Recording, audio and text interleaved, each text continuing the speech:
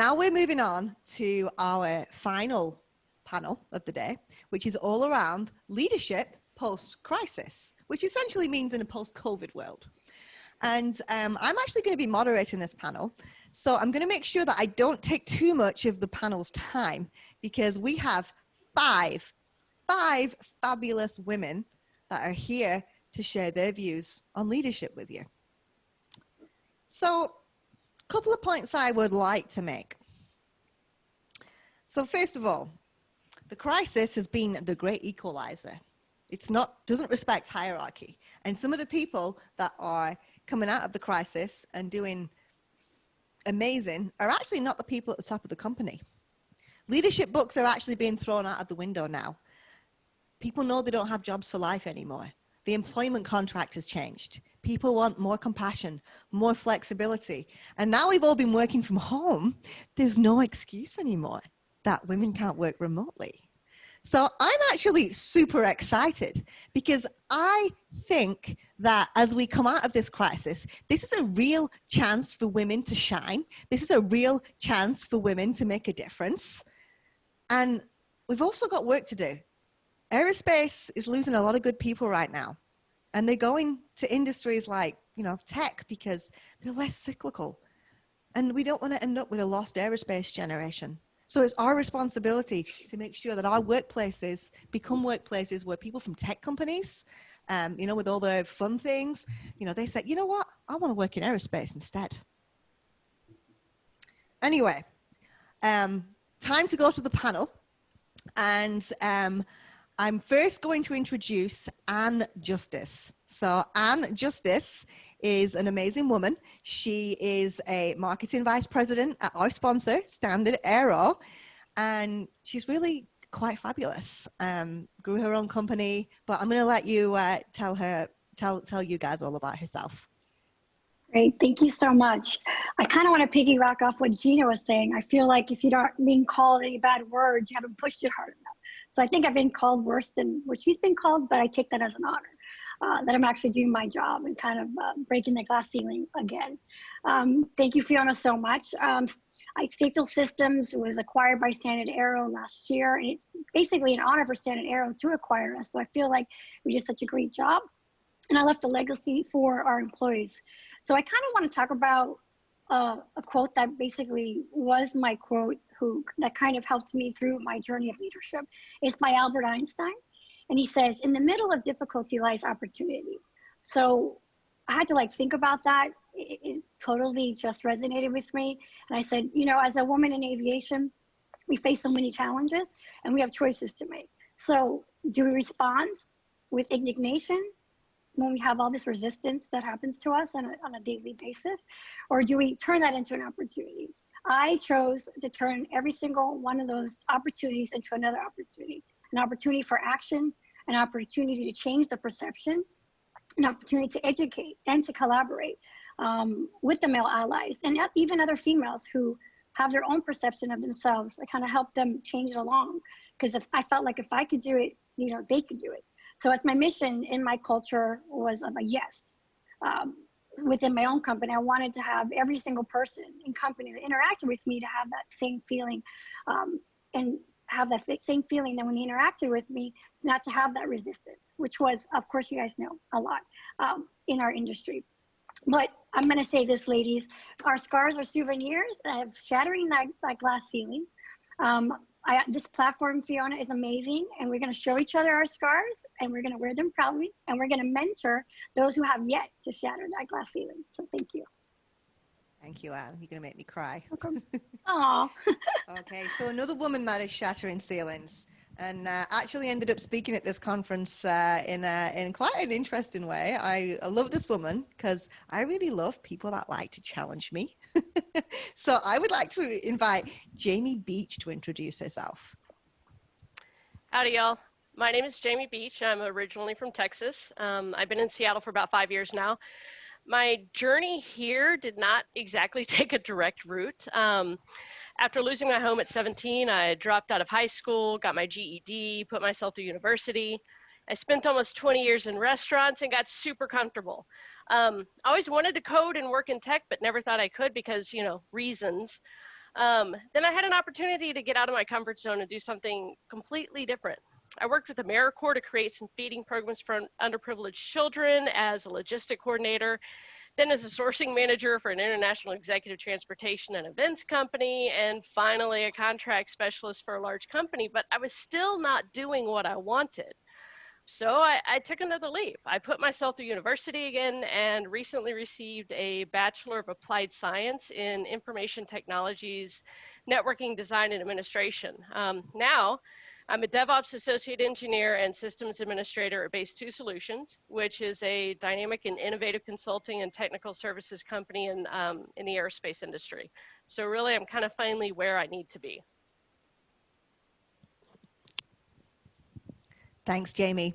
And what I love about Jamie is a real example of what it means to be a leader without the title. I have no doubt that Jamie will have the title in a very short period of time, but she really is an example that you don't need a title to give amazing leadership to others.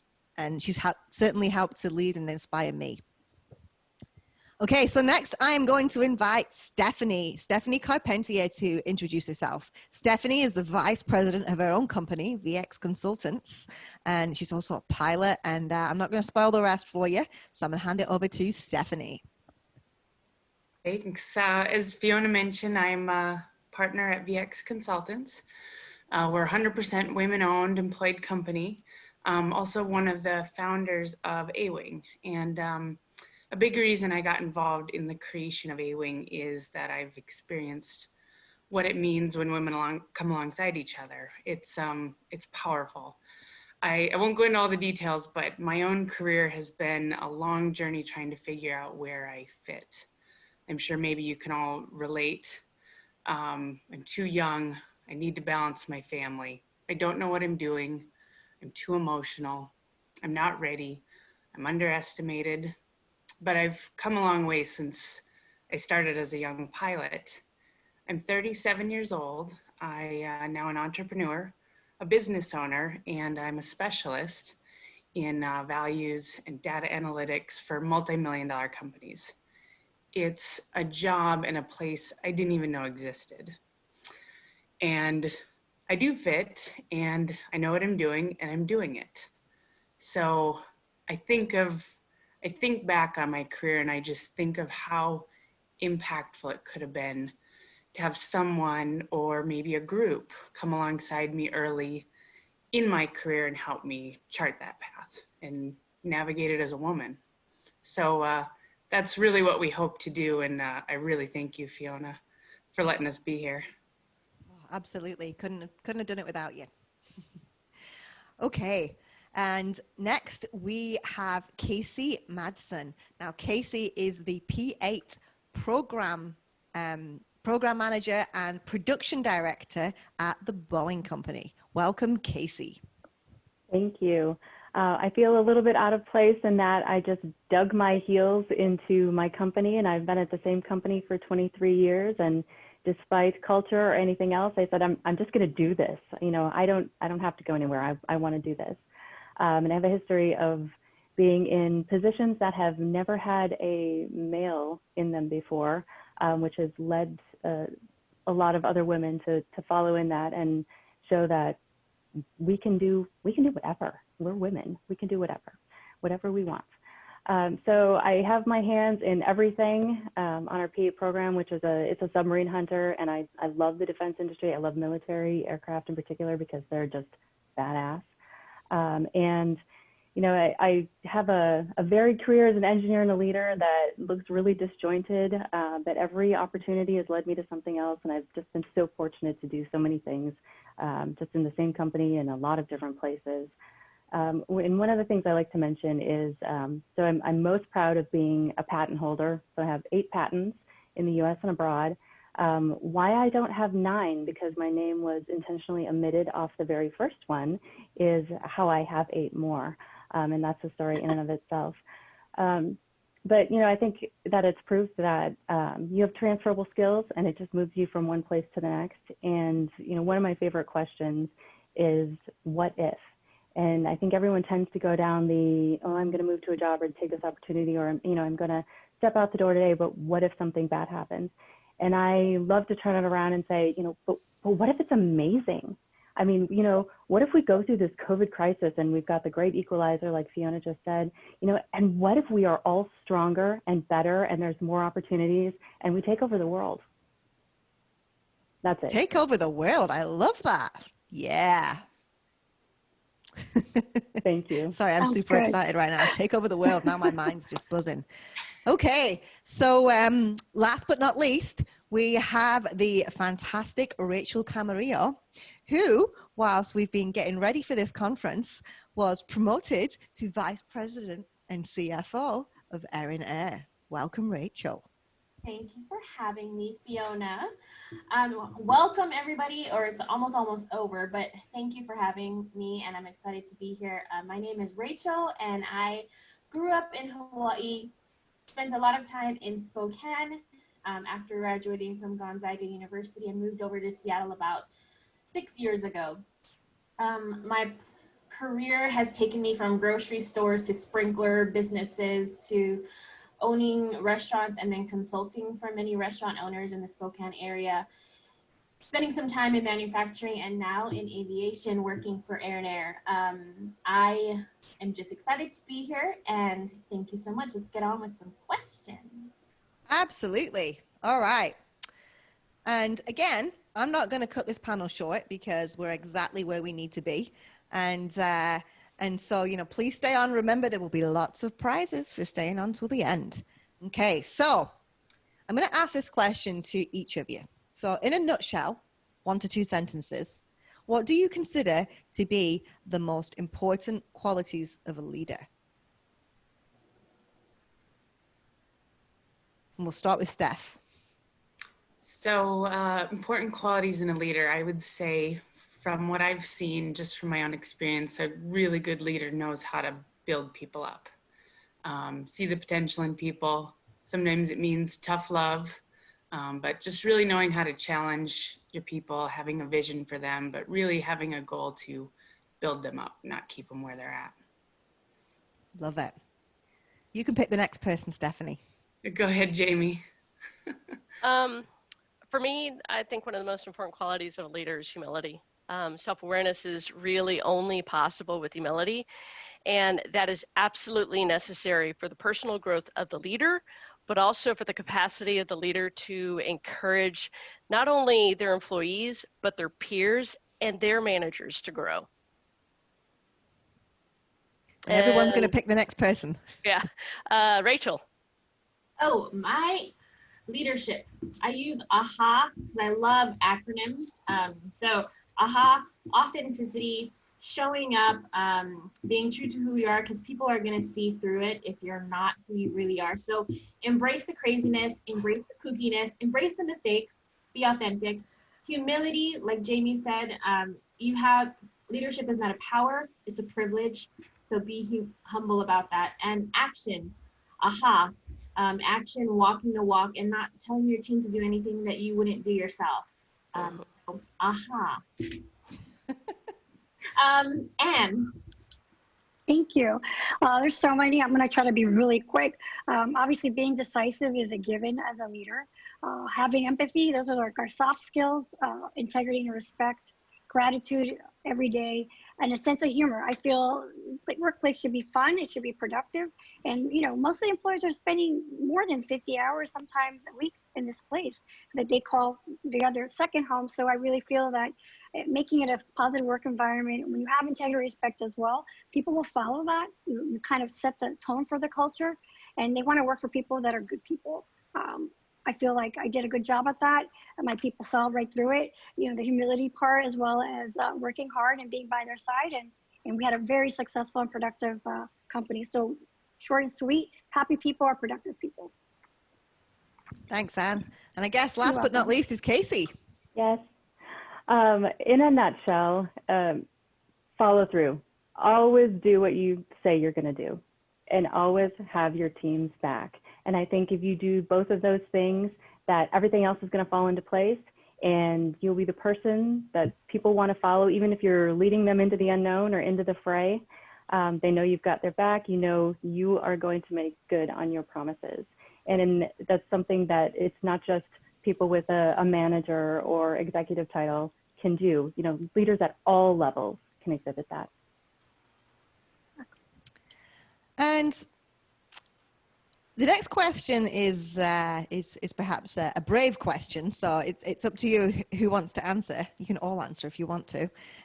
What has been the biggest leadership lesson of your career, good or bad?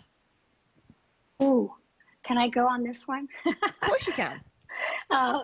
Not going with your gut. We've made some great decisions in the company, and then you make that one bad one, and you didn't go with your gut on that. Because someone was familiar, you put them in a role like was a decision-making role, a leadership role. It's because you saw them in a conference and you kind of know them on a personal level, and you don't really interview them thoroughly. And it can really scar your company. One person can really make a difference in a bad way. So you have to, when you find that out, you learn the lesson, you fire quickly. But go with your gut. Don't ignore it. You have experience that's going to nudge you and say, hey, remember me. So that's what I would say was my lesson. Thanks, Anne. Who else wants to you. jump in with a story? I'll go. I think one of the biggest lessons that I have had probably in the last 10 years was when I was had an employee who wasn't doing very well. And I took them aside and I had a one-on-one conversation with her. And she said, what's wrong with you? Why aren't you performing like how you normally do? And she looked me straight in the eye and she said, because you're not happy and you make this horrible. And that was just the biggest moment of, I turned inwards and I was just, it was devastating for me because I realized what an impact I was having on my employees because I wasn't right and I was dealing with something. And so when I talk about authenticity being one of the biggest things that a leader can have it's you got to work on yourself and you got to be able to show up the way you want your employees to show up. And it's a privilege and you have to take it that way because you are then affecting their life, their family's lives and everything. And so you got to start with yourself and make sure that you're right. So that was a really eye-opening experience, very humbling, I would say. Anybody else want to jump in? I've got one to share. I think my biggest leadership lesson was step up. So I was a brand new manager. I wasn't yet a leader. And we had a mishap on a plane that my team was involved in. And it wasn't safety related, but it was just a big system failure. And sitting in a room with, 50 people, and there were senior leaders, and then there were teammates, and with that, the vice president asked, who's going to take this on? Who's going to be the point? And I sat there and I didn't say anything because I wasn't sure. And nobody said anything. And we left the room with nobody taking point on it. And I just, it churned in my gut because I knew I had to lean forward. I knew I had to step up, not just because it was leadership looking at me, but I thought, oh my God, my team saw me just sit there and do nothing. And it took me a couple hours to churn through and realize, okay, I walked upstairs to my director and said, hey, it's me. I should have done it. I don't know why I did it. But, after that day, it was realizing I have to step up because everyone is looking at me. And if I do it, they're going to lean into. Right. So my next question is, what do you think was the biggest challenge in leadership before the crisis, as in leadership in aerospace? What's the biggest challenge in a pre-COVID world? Diversity, innovation. Can you say more? With the lack of diversity, you tend to have a lack of innovation, right? Because when you have a group that thinks alike and can only think in one manner, then you're only going to go down that trail, right? That rabbit trail. You are not going to be able to think of other ways to solve issues or to innovate. And by bringing in different people who think in a different way, suddenly you have an amount of intellectual capital that you didn't have there before that can not just help your teams be more diverse, but can ultimately garner your company more money. Anybody else want to jump in? So I'll jump in and say that prior to COVID, I found that probably we just had a really poor kind of talent pool or pool of people to hire. Hiring seemed difficult in the sense that there was this age-old battle of, do you search for someone who is experienced, seasoned, talented, find the right person, plug them in, or do you groom somebody for the job? Do you build them up? And there's just always that constant battle of it. And I think we just found that it was tough to find and hire people. And I think that's part of why some of our goal is to bring the next generation and really create a smoother path and road for the young generation, or even people who are in the middle of their career looking to change. Maybe a mom that's looking to come home, that's been a stay-at-home mom looking to start a career. We got to make that easier. And I think now with COVID, instead of bringing new people on, we're on a little bit of a rescue mission to keep people in.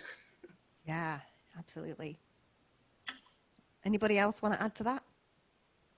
I just want to echo Jamie's point in saying that I think from an outsider only connecting with people in the aviation and aerospace industry, there's this sense that you didn't grow up in the industry and you don't know, and maybe you're not a pilot, but every day I still get that's not aviation, you don't understand aviation. And it's a tough battle to fight every day, but we've got to, some strong people got to do it, but we have to change the perception that it's business and we all have something to bring to the table, and there's room for all of us to just, move the entire industry in a different direction. Yeah, absolutely.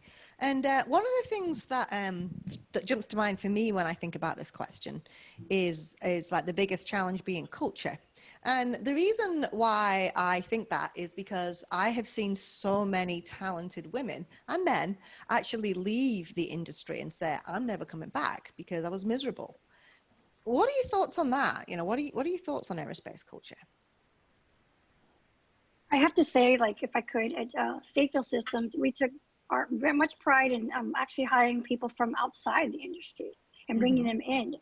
Some of our most successful employees, Dwayne Noel, I'm going to give him a little shout out, our customer service manager, came from education, and he's amazing. And he brought some diversity to the team as well as his thought process, like Jamie was saying before.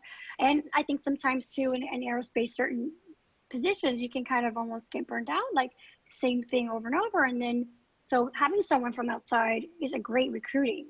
Yeah. If any employers are listening, I think that would be a good thought to do. Does anyone else have thoughts on stemming the bleed? I think you got to find your tribe and try as hard as you can first before you try to leave. I hope that people do, in organizations and communities like this, find other women, learn from them, and then try their techniques. And if it doesn't work, sometimes it's not, and it's not the right fit, and that is okay. But give it a go. Give it a go. And I think it goes back to that adage, people don't leave jobs, they leave leaders, they leave managers. And this is, if you don't like what you're seeing in the company that you're at or in the job that you're at, look around, talk to people, find your tribe, like you just said, Rachel, and network that way so that you are, finding the leader and the group you want to be with. And in this world right now, we have a chance to switch around that culture. I mean, we've gotten a little silly here on my program, and we have that opportunity to do that. Whereas a year ago, no, we would have gotten, stern lectures or looks from our board of directors. And if they knew what we were doing now, it's all appropriate, but just goofy. Yeah, it's definitely fun to be yourself and goof around. I definitely agree. Yeah. So how do you think the current crisis is changing the contract between employer and employee? And how might that affect people's ability to lead? One thing that I think that has changed is that as a leader, you can't ignore the personal side of your humans, of your employees anymore. They're right in front of your face. The kids are crying in the background. They're coming late into work because they have to help with virtual remote school.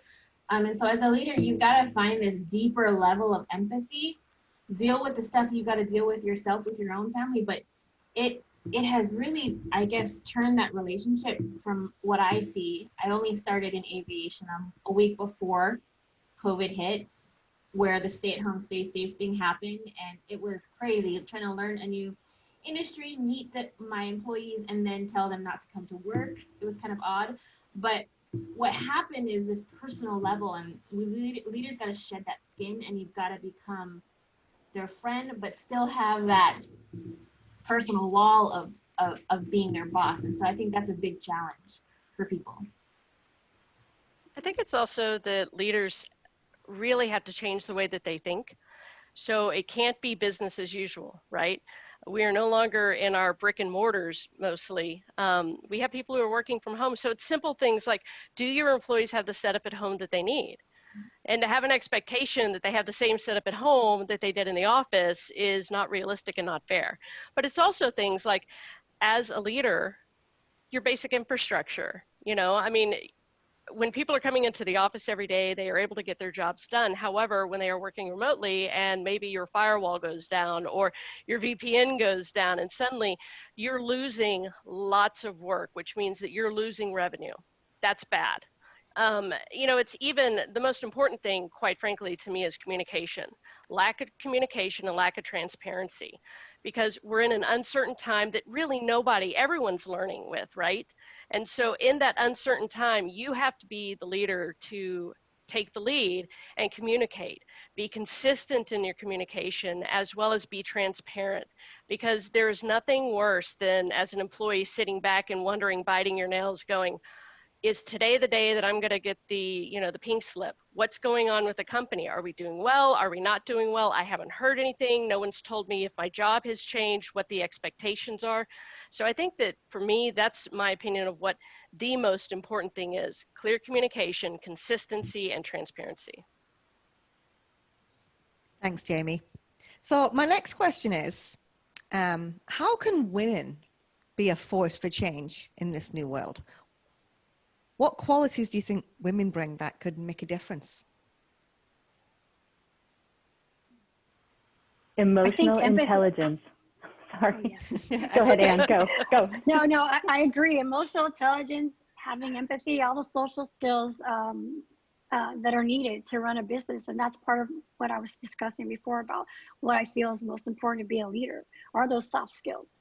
It makes a difference. It creates a culture of employees to feel safe, to have ideas. I mean, in Safefield, we would be very like, okay, anybody can call a meeting, like, and anybody, like the janitor could call a meeting. I mean, it was an open door policy, and people thrive. And natural born leaders would just show up. But employers have to really kind of see who they are. If you give them that environment they feel safe in, anybody, they'll move out. They have the best ideas. They're in the front lines. They're the ones in the grid of everything. Take advice from them, not from the trickles up down. I think it's the opposite. We have to really get in there with them, creating that culture. It's just becomes successful, and it's going to help your bottom line, period. And let's stop calling them soft skills. Let's start calling them superpowers. Actually, I'm a superwoman, yes. So one thing I'll jump in and say is that, I mean, you saw from the video and some of the speeches at the beginning, just the numbers of women in aviation are kind of dismal. They're terrible, right? So the one thing I think of is I think all women bring different things to the table. Everybody is different, has different skills, strengths. It's not necessarily a woman thing. It's just there's a huge number of women in the population, but not in aviation. So what I would say is I think just the numbers. I mean, recruiting women into aviation, I think just brings a huge talent pool to the industry. Thanks. Any other parting thoughts from our panelists? Can I jump in? Of course. So one of the other things I think we bring, and we always go back to family, is women have figured out how to have a family and be, amazing at their jobs and multitask and do all those kinds of things. So women are bringing those skills, or we call them multitasking, but it's just what we do, into, giving tips to our male colleagues. This is how you keep a kid busy. This is how but looking across the broader scope, we figured out how to do just about everything. So, if you don't have kids, if you don't have a family, if people are looking at, I can't get out and ride my bike, my 25 miles on my bike every day. I just can't break out time for myself. I think that those are skills where women figuring out how to carve out time for themselves, for their mental health, to take care of friends, to take care of extended family members. That's something that women are bringing to the table, is creative ways to accomplish everything. Thank you. But before we finish today, I have some closing words. And I actually wanted to do this without a script. And I thought I'd have time to practice today. And I've been having such a good time listening to you all. I actually didn't go out and practice. So I'm not going to judge myself for reading from my script, because all of these words are really important to me. It's time for change. It's the year 2020. The numbers are not good enough. And yet we have all these amazing women. Let's use it. It's time we do something different. Let's create a big change with brave hearts and bold voices. How do we do this? The answer is collaboration. As you've heard from today's speakers, being your best self, whether it's getting to the top or simply loving what you do every day, is much easier when you're not alone.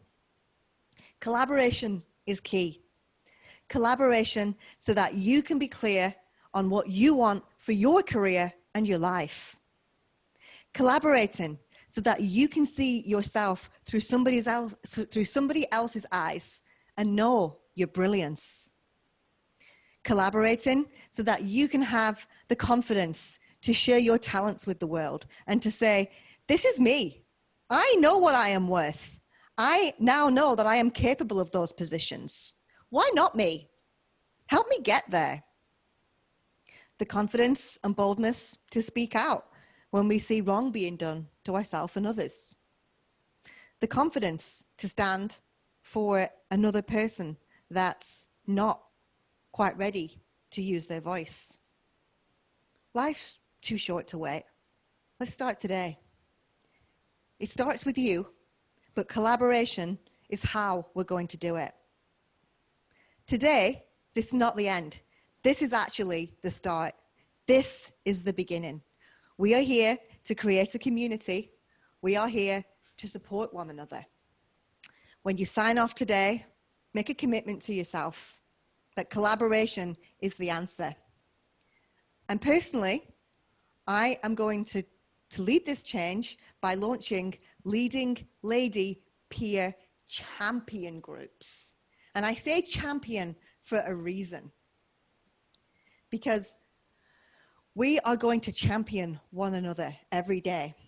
We're going to have groups, specific groups that will meet you where you're at and support you in being the best that you can be. Each woman will come from a different company. Why? So you feel comfortable pouring your heart out in an environment of openness, confidentiality, and compassion. An environment where you have each other's backs. An environment you're a champion for each other. Is that you? Can you accept support? Can you receive support? If that's you, I want to see a big yes in the chat box. Oh, I'm seeing some yeses. Very good. Going to hold each other accountable. Woohoo! And I can personally tell you, I have been hosting one of these groups here in Seattle with a lot of the women that spoke to you today. And I tell you what, they have been amazing. Amazing for my spirit. It's what got me through those awful times. And I want this for everybody. I really do. So in a week, we are going to get together to learn more. I'm going to do another webinar for everybody. And you're going to get an email from me in the next few days about what that's going to look like. And together, we're going to make being a leading lady a way of life, a way of being a role model for others.